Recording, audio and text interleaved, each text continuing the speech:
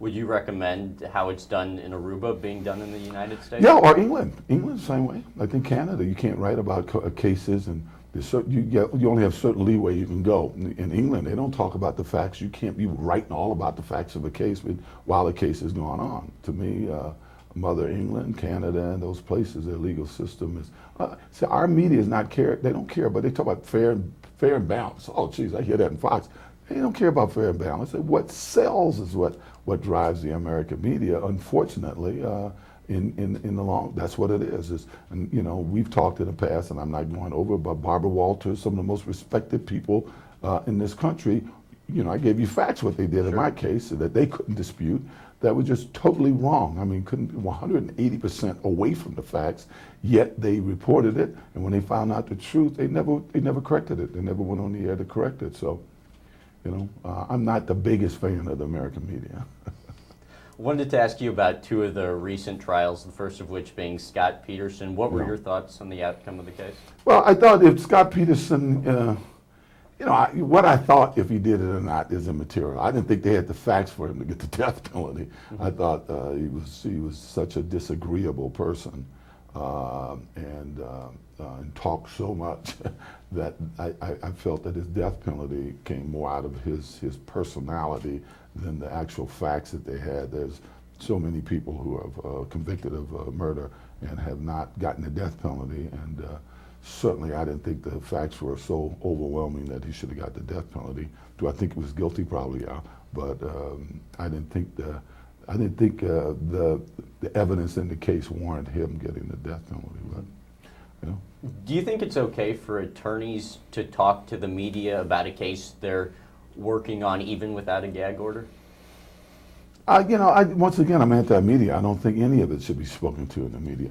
Your biggest problem today is if you are, let's look at my situation, not getting into it, but Marsha Clark is a person making $93,000 as a top, you know, prosecutor. And if she got one big case, my case, she got a book deal for $4.3 million. That's 43 years of income to this lady, you know. And unfortunately, when these high-profile cases come around, all these prosecutions, that's their ticket out. That's their ticket to millions. That's their book deal. I mean, you know me, I watch court TV, and I realize that even those hosts and hostesses on court TV, more women than the guys on that particular show, they all make book deals. So their point of view of the cases that they do have to be skewed to be interesting. They can't be boring. You know, if you say, hey, I think this person's innocent, the guy's found innocent, there's no book deal. So you have to be, you know, a little crazy and a little loud and a little nuts. I heard guys on the airplane that were upset that Stephen E. Smith, I think the announcer in sports, has got a show. Stephen A. Smith. Well, I enjoy Stephen A. Smith, but it shows that if you can be a little out there, if you can be like the guy from the Bounty Hunter guy, whatever his name is, if you can be a little nuts and a little, you know, over the line, the odds are that will sell. You know, I mean, that's what all of these reality shows are based on.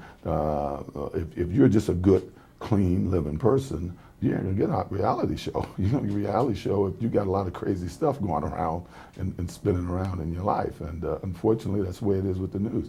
It's all about ratings, and it's all about sales of books or sales of magazines, and that's what drives our society. Good, bad, or indifferent, that's what it is. And I'm going to ask you about a couple of the personalities in a minute, but wanted to ask you about the second case, the Michael Jackson trial. What were your thoughts on the outcome of that? Well, you know, I know Michael, and I never saw that side of Michael. My family spent a lot of time at Neverland.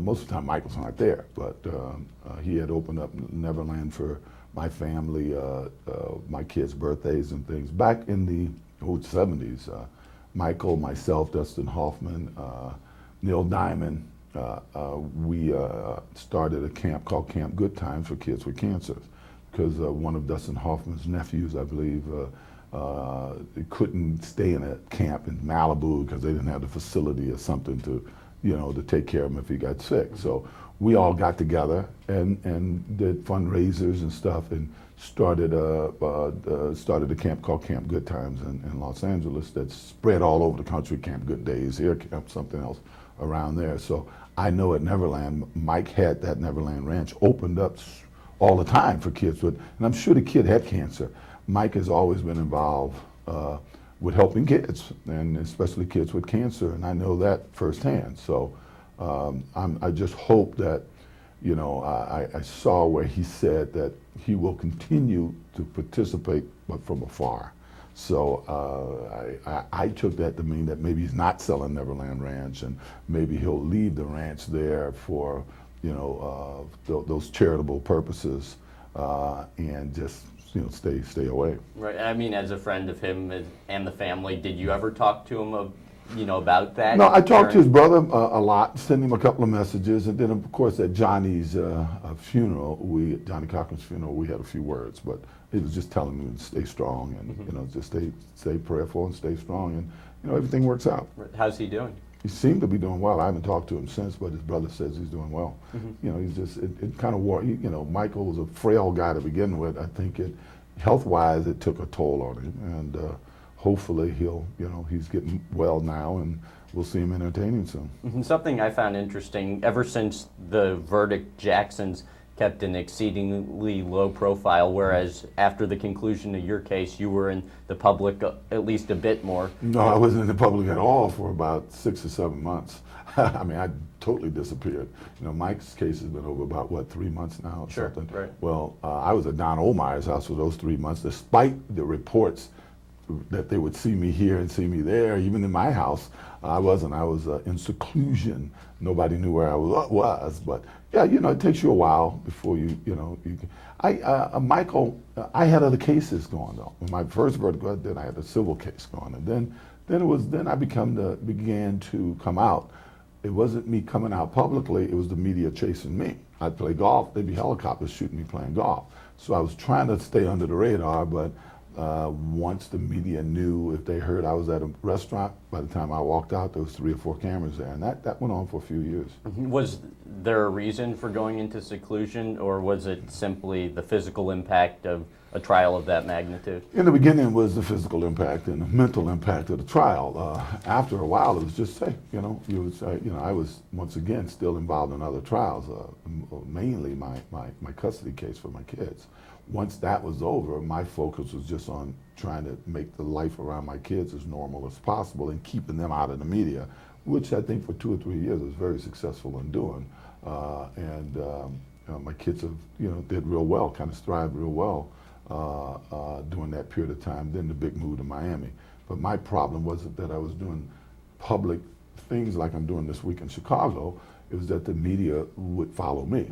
It used to bother me too to see some of the talk show hosts say, well, OJ was here and he's trying to get in. I said, wait a minute, I was probably as, going as under the radar as you possibly can, but they were the ones showing up at the golf course. If I was at the zoo or something with my kids, next thing I know, there'd be helicopters, and when we walked out, there'd be people with cameras, and we went to Disney World. When they found out we're there were cameras and stuff, but you can't stop having your kids do the things that you would have normally had them do because of that.